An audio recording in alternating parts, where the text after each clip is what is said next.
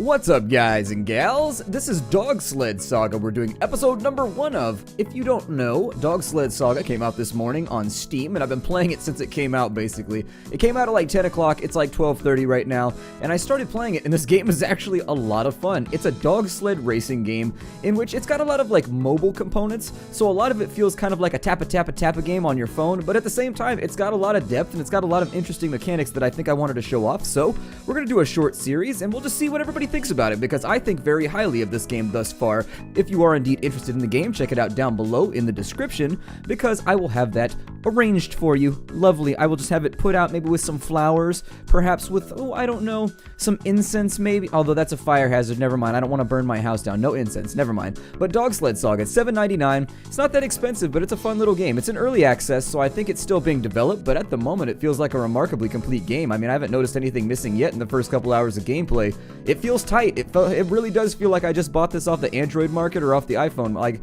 it really sincerely does. It feels like it came from the Apple market or something. Anyways, let's start our career off. There's our musher's license. We get to choose between two. This guy over here and this guy over here. There's no fundamental difference. They are no difference except that this guy has super awesome shades. And so in the interest, I think I'm going to get my Ray-Ban on. Yeah, I think I'm going to get my Wayfarers. Here we go. This guy's got Wayfarers, so I think I'm going to go with him right now. Welcome to Mount Saint Something. The owner of the Firebowl Kennel has seen potential in you and has chosen you as its next resident musher. He has granted you 3 vouchers to hire dogs for your team. Take a look at the roster. Okay, and so this is the first part of the game. We gotta hire our dogs. Now, the dogs all have... This is very, very deceiving right here the first time that you do it. You'll be like, well, shouldn't I pick like the breeds that normally do this? Yes and no. Different dogs have different skills and different faults, and you don't get told these, so you have to figure them out along the way by the way that the dog acts while they're on the track. So for example, your dog will start barking and it'll do something, and you'll notice that it did something, and then at the end of the match it'll say that the dog triggered its special skill this many times, and you'll kind of have to figure out what their specials do, and that's part of the game, is learning to eyeball and figure out what the flaws and the perks are for various dogs. Additionally, different dogs like to be in lead, middle, and wheel positions, so if your dog is out of position, they'll be upset and they won't perform up to the maximum skill that they possibly could. And it is ultimately possible that you could get 3 dogs that are all good at being a mid. You could get 3 dogs that are all good at being a lead. There's no guarantee that you're going to get one of each when you play, but you definitely want to fiddle around with it a little bit. Otherwise, well, I mean, having 1 dog in the optimal position is better than having no dogs in the optimal position. So you really kind of want to move them around, you want to mess with your roster, and you definitely want to try and figure out what their skill sets are. So we can rename the dogs, and obviously I've got names at the ready. I won't be improvising today, no. Last night I knew I was going to be playing this game, and so I came up with a whole bunch of goofy dog names, and I can't wait to get them going. So we've got Axel, he's a yellow lab, and he's got a steady personality. We've got Jet, who is a St. Bernard. He's got a steady personality. That means that, I think the steady personality means that when they're fatigued, they continue running at their normal speed, but their fatigue becomes more permanent or something like that. I don't know. They don't tell you what the personalities do either. You've got to kind of figure them out. Now, every time you win a race, you get to ask a professional to tell you the dog's personality or what the dog's trait means, and so that's where that plays in. That's one of your motivations to win races, so you can earn more money, and so that you can ask the professional, his name is Raleigh, or her name is Raleigh in this game, you can ask the professional what the skill is and what it does if you're not really sure. And so obviously you've got a fallback plan. We've got Maya. Maya is a white husky, and she's got a strong personality. I think since she's got a strong personality, I'm going to go with Maya first. And I think that strong personality might make Maya a good lead dog. And so her name is not going to be Maya any longer. We're going to rename Maya. Look at that face. Look at that face. You just want to like, just itch the side of its head. Get right up in there and just, patting doggy. Okay, so anyways, we need to name our first dog. Our first dog will be named Humbleberry. Yeah. Alright, and so Humbleberry has joined our team. Our next dog, we need somebody that's steady for the middle position or the wheel position. There's Finn, there's Gus Grissom, the Husky. There's a lot of weird dogs in this game too. Like every now and again they'll have like schnauzers and like cockapoos and all kinds of weird dogs that actually aren't on sled teams. I don't know. Strange things happen. We've got a Malamute named Seba. Yeah, I'm gonna go with the Malamute. I think the Malamute I'm gonna try Malamute for the middle position, and if Seba doesn't do well at the middle position and Humbleberry doesn't do well at the lead, what I'll do is I'll swap this one out into the lead. So, this one's name is Tribble Tickets. Awesome. That one clearly sees something off into the left. I find your accusation to be of dubious quality, sir. That's the look that he has on his face right now. It is Tribble Tickets. Oh man, I'm gonna have to figure it out. We're gonna have to do some. We're gonna have to check the undertone of the dog and figure out what breed or what sex it is. I suppose I'll probably go with a Saint Bernard or a Lab for the wheel position. We've got Solix, who's a black lab. We've got Oscar, Axel, which is yellow lab, or a Saint Bernard. Well, Finn the dog or Jet 5. I think I'm gonna go with Finn the dog. Let's go with Finn the dog. I'm only saying, you know, Jake the dog from Adventure Time. All right, let's go ahead and we've got to rename Finn. We're gonna change Finn's name to be Fossil Fonger. There we go. And so now we have our 3 dogs. All of that is taken care of. This is the kennel where you'll be spending your time in between races. There's not a whole lot of stuff to be identified over here. I'll talk about that when we finish this race. But this is the race summation, and it lets you know what things you have to be aware of when you're going into the race. And so it's of average challenge. The snow quality is flawless. That's very, very good because it means that you got a less chance of your dogs fatiguing. So you get to go longer and longer without throwing them biscuits, which is the primary way by which you drive your dogs forward.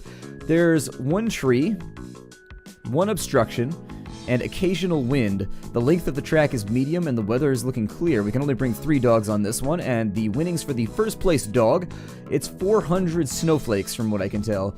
400 shiny bits. All right, we're gonna go with shiny bits. I like that better. Maybe 400 scepters. Ooh, I like that. Scepters. Let's go with scepters. Let's enter the race and we'll talk about how this goes. Now, with each of your dogs, this is where you get to choose where they will be in your position. Now, I wanted Humbleberry to be at the lead. I wanted Fonger to be at the wheel position and Triple Tickets to be at the middle position. I'm doing this sort of arbitrarily, except for Humbleberry. So these 2 I'm just kind of throwing into a random position. But with Humbleberry, Humbleberry has the strong trait. And so, or the strong personality. So I'm going to see if maybe putting that dog in the lead is going to help them perform better. If you do something, dogs also have favorite activities. And so, for example, some dogs love winning. When they win a race, they're happy. Some dogs like having their picture taken. And so if you do cool stuff during the race, they will take pictures and you can get sponsorships and the dog will know that its picture is being taken. They're kind of like a glory dog. They're a glory hound, a literal glory hound, in that they perform better when the central spotlight is on them. They're kind of prima donnas. They want everybody to pay attention to them and it makes them perform better. Whereas some dogs will trigger their skill and some dogs just like being fed perfectly. Some dogs like jumping over things. It just really depends. It really sort of depends. So I don't think we're going to be able to lock in on what these guys like doing in the first race, but this is it. This is how the whole thing works. You press the left click to throw dog biscuits to your dogs, and you do have to aim them. You hold it down to throw further or more shallow, and that'll help them go quicker. The other thing you want to be aware of is if you look at the lines right here. Oh, it's forcing me to do the tutorial. That's interesting. Okay, well apparently it's forcing me to do the tutorial. Let's just throw those out. When you see little puffs of air coming out of the dog's mouth, that means they need to be fed. We've got a jump right there. And we've got some puffs coming out of that dog. We've got some puffs coming out of that dog. Now, if you look at the line in the middle right there, you can rearrange the dogs, because if they run into each other like they just did, their lines will become tangled. Oop, the dog is drifting. Okay, so I need to fix that too. You can fix a dog drifting by moving them around on their line, on their lead line. But yeah, watch these lines right here, because you can click and drag. And by clicking and dragging, you can make it so the dogs don't come into contact with one another, and that's how you trigger a tangled, from what I understand. Oop, I missed that one horribly. Alright, let's throw some biscuits out over there. I like the music right here. It's like, it's like happy doggy music, like when they go to the dog park and they're just like running around like mauling other dogs and rolling around and having fun. Definitely. It's got like that Oompa music. There we go. We'll keep them fed. This is our ammo for our feedings down here at the bottom. It gets refilled when we go past restock stations. Hold on, let's stretch the line out a little bit. We're in 4th place. We're not doing so great today, actually. But our dogs, oh, our dog did something that was awesome. Now, cameras flashing can sometimes set your dogs off, so you do want to be careful about that. But the cameras flash when you do cool stuff. Like if you do a perfect throw of a biscuit right after they go off a jump or something, it'll take a picture. Oh, we might have this one. I don't know. It's going to be close. It's going to be very, very close. All right, so we'll throw those out real fast. Oh, we made it. Cool.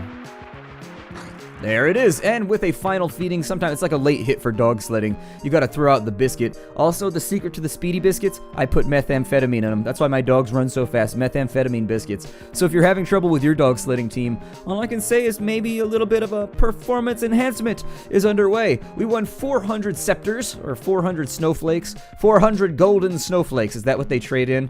It's Alaskan currency. Golden snowflakes. They don't tell anybody else about it, though. That's why other Americans, we don't don't know about the gold. I do because I've played the game now.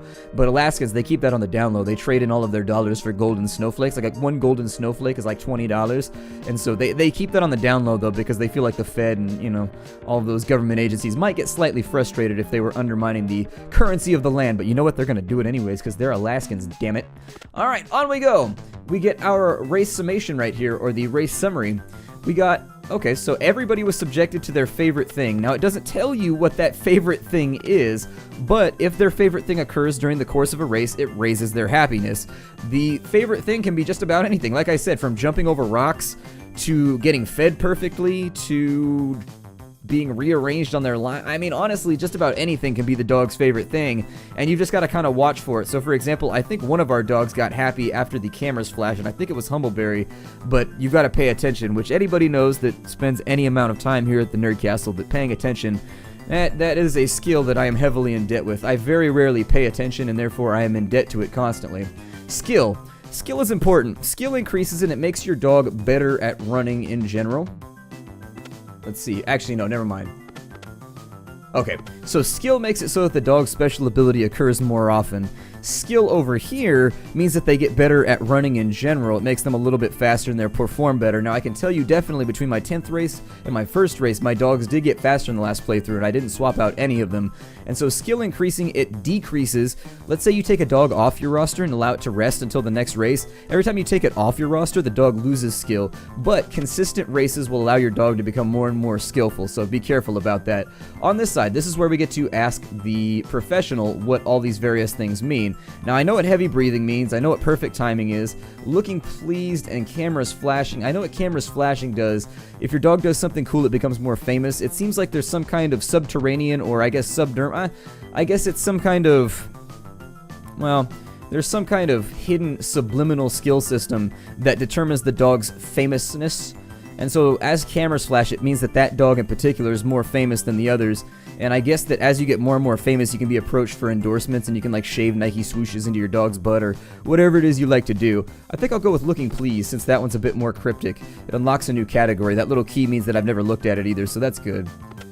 If you see your dogs get happy about something, you just found their favorite thing. This is one way to increase their happiness besides resting. I can help you put a finger on each dog's favorite thing if you're observant with them. Okay, so now we have a couple days in the off time. If we go in between the dogs, you'll note that there's their name, there's their fatigue, and their happiness. Everybody's happiness is up at great right now, which is fantastic. That's actually really, really good. They didn't drop down to good. Occasionally, some dogs will have different dispositions and different personalities than others. So some dogs, for example, can never be happier than good, or some dogs can never be happier than average, and that's just the way that it goes, which means that those dogs tend, well, in my opinion anyways, the last couple dogs that I've had that were like that, they made up for it by being better racers, but it means that if something sets them off, so for example, let's say that the thing the dog doesn't like, the thing that lowers the dog's happiness is losing a race, that means a dog that can only have average happiness is right there on the precipice. If you mess up one little thing and you don't win, then that dog's just going to go into a spiral of self-destruction and Heath Ledger-like pill abuse. So I think we'll go with, well, everybody's looking good actually. Fatigue is another thing. As fatigue goes up, the dog runs slower and it's more likely to need more biscuits, I think. A lot of the systems in this game very, very cryptic, so take everything that I'm saying with a grain of salt because I'm not entirely sure what everything does. There's not like a cumulative wiki for the game as of yet, but it's just casual observations from playing the game for an hour or so. Everybody's looking good though. Nobody has fatigue. Nobody has any problems, so let's go ahead and we'll just pass days here. Off we go to the next race. It's Granola Township to the Fire Bowl Kennel, and it's going to be snowy with fog. The length is medium. There's no wind, though, which is good. Wind is kind of an annoying obstacle. So basically, when you get hit by wind, it slows down your team. And then to make matters worse, it makes it so the arc of your dog biscuits is different. So if you just have muscle memory for throwing your dog biscuits, that'll really, really screw you up. So we've got one obstruction. We've got one tree. We've got, okay, we're good. We've only got 3 restocks, or 3 restocks is the max. So anyways, let's ride. Let's make this thing happen. I liked the positioning right now, and up until I find indications otherwise, every now and again, it'll tell you your dog is struggling. So you know how we had that thing at the end of the map, that little splash screen that told us how we did with the race? Sometimes on there it'll be like, blah blah blah, Fossil Fanger is struggling with the wheel position. That means that their skill is not for the wheel, and then you need to move them around and try. But until we get some of those indications, I'm just going to leave people where they're at. Alrighty, off we go. Let's keep a lookout for little puffs around the mouths of our dogs. Make sure that they're getting fed the way that they need to. Our front dog is already exhibiting some of those signs. Gonna get him fed. I think I'll throw one out to the middle dog too, just in case. I'm going to try and keep the distance between the lead lines semi-extended. Every now and again, your dog will jump out of the way, though, to catch a biscuit, and that can really set off the tangles, so watch out for that. Ah, hell. And we've got a jump coming up. And we missed a biscuit because of it. That's pleasurable. All right. We'll throw out a couple more of these. There we go. But we've got a restock coming, so I think at the end of the day, we should be looking good. Let's keep the dogs spaced out. Our front dog has got himself some hunger going. He's got himself a hankering for some biscuits. A hankering for some doggy bits. Let's keep them spread out like so. I was under the impression that mushing dogs were always fed meat, though. I thought there was like a big meat bucket or something. I don't know. I remember seeing that on a survival show or something where there was a big meat bucket that he had to carry around, and at one point he was deciding whether he wanted to eat the meat out of the bucket or feed it to the dogs, and he decided to feed it to the dogs. I assume that was a PR decision because he was on TV. He's like, I'm going to feed my animals. We're in 4th place right now. We should be able to rapidly bring up the rear, though, once we get everybody fed. Let's go ahead, and I'm going to try and keep them all spaced out. You can't adjust the wheel dog, so don't worry about adjusting the wheel dog. You really just need to be careful about the center dog and the lead dog. Come on, buddy. Sometimes you can adjust them into position if you're quick enough, and adjusting them into position will allow them to... Oop, I messed that one up. It'll come back at the end if you mess it up, so don't worry about it. I think I missed that one right there. Yeah, let's get them taken care of in the middle. 1st place run, and there it is. We got ourselves paid. Nothing like a nice paycheck to bring home to make sure that the dogs can get those veterinary appointments taken care of. I mean, if you think about it, these dogs are your livelihood, especially if they're work dogs. These are work dogs. I have a friend that I think they, well, I had an uncle who raises Taverns, which are like these giant wolf-looking dogs that are really, actually, they're really aggressive. Like, we used to come over to the house, and they would just sit in the corner and, like, snarl. They would just sit there, but they wouldn't move. That's how well-trained they were, because they were rescue dogs. And you might be saying, why was it good that a rescue dog is aggressive? And, well, aggressive dogs, they tend to see the alpha. They tend to be kind of like the enforcer for the alpha. And in the case of the rescue guy, he is the alpha. And therefore, it's a good thing to have a dog with a strong personality like that, because it means that dog will go to the ends of the earth for that one person. And they used to do it for avalanche rescue, actually. That's what he used the dog for. He had Taverns, and I don't remember why I started this up. There was a point that I was going to make, and now I've forgotten where I was heading. My train of thought hasn't derailed, but it has definitely forgotten its schedule and destination. But anyways, my uncle had a Tavern. I had another guy who ran a sheep farm, and he had a big old looking, what was it called? It was one of the sheep dogs. I forget the specific name. I should know this right now because I hung out with him all the time, and he talks about it constantly. Anyways, one of those big woolly sheep dogs that like fights wolves and kills coyotes and things. And indeed it did. Dog used to kill coyotes all the time and just leave the bodies laying out in the field. Keep the sheep safe while they're giving birth. Alright, and so Fossil Fonger's got himself a little bit of skill. Triple Ticket's got some skill. Triple Tickets, the skill level has increased, so their special skills will occur more often. All of their favorite things happen, so we don't have to worry about happiness right now. We've got... Let's talk about Triple Ticket's favorite. Triple Ticket's favorite thing is consecutive catches. She will get a happiness boost from catching food consistently. She doesn't like head bops. So head bops... I forgot to talk about head bops. So a head bop is where your dog's not hungry, but you throw a biscuit and it just hits them in the back of the head and bounces off, and they're like, That's what a head bop is. Sometimes you throw out food when they're not hungry, and it doesn't go the way that you expected. We're not going to try and qualify for League 2 right now. I think instead what I may attempt to do is we're just going to go for another race before our time runs out today. We have the money right now. With 800 golden snowflakes, we can finally apply for League 2, which you do get paid more. Winning League 2, I think you get $800 for a winning race in League 2, but it is more challenging, there are more obstructions, and it does get a little bit tougher. And I'm the kind of person that really, really, really likes to look up the various... Well, I like to get all my dog's skills locked down before I go any further. Right now with a piece of paper... I'm going to write it down because I think it adds it to their skill sheet, but I just want to be sure. So, Triple Tickets, consecutive catches. Okay, and so now that I've made note of that in my handy-dandy notebook, let's be off. Triple Tickets is my middle dog. Okay. Alright, let's ride. I would love to think that maybe we've got our perfect position already picked out. I couldn't promise you that, but the dogs have not been showing any fatigue, and the dogs have not been getting stressed out, so I think we may have this one nailed, possibly. I don't know. Maybe. Alright, so there's our first restock station. Not to be confused with the restocking station. The restocking station is where you get your new socks. Restock station is where you get your new biscuits. Okay, so we've got consecutive catches. We're going into some wind right now. That means we really, really, really want to avoid throwing biscuits until that goes away. You can still make a throw But there we go. Wind's gone. Let's go ahead and get some biscuits out to everybody. Keep them fed. Bam! There it is. Nice little smiley face on the dog with a perfect throw into the front for Humbleberry. Absolutely fantastic. I like this game a lot. It's simple, yet at the same time, it's a very entertaining little game. It's another game that surprised me this month. There have been so many games this month that I've been playing, and they just jump out of nowhere. They come out of like this weird indie place, and all of a sudden, you've got this amazing game that costs you like $4, and you've been playing it for hours. Oh, I missed that one badly. My bad, dude. Here, take that. There you go. Feel better. I need to rearrange the line slightly. I also need to keep them fed. We're out of biscuits, so hopefully we'll get to a restock station real soon. Okay, there it is. Got ourselves a restock station. Let me throw out that biscuit. Come on. All right, so we still made the throw in the snow while we got places to go, even though the wind did blow. There we go. I got it locked down. See, we're not necessarily there with the front place, guys, so let's try and... Oh, head bop. There it is right there. I got him with a head bop on accident. I think we could take this one. I think we could take this one if we keep it. Oh, we got it right at the last couple seconds. Wow, that was tight. That was really, really tight. I wasn't sure we were going to bring that one home at the end, but we still managed to do it. Intense little run. Intense little run. So, rapport. Not really sure what rapport does. I think it's your dogs, how well they get along with each other. Every now and again, your dogs will like lunge at each other and things like that. Oh, good, we did get them the first time. Look at that. Middle specialty, natural. Lead specialty, natural. Awesome. Okay. And what's the new skill over here that... Well, it says there's one more, but I don't think it's going to let me... Oh, never mind. You click and drag. So the dogs are becoming more friendly with one another. That's actually really, really good. That means, A, that we've got our positioning correct. Dogs that are at the proper position are less likely to fight with other dogs, and they will develop a relationship with other dogs that is positive.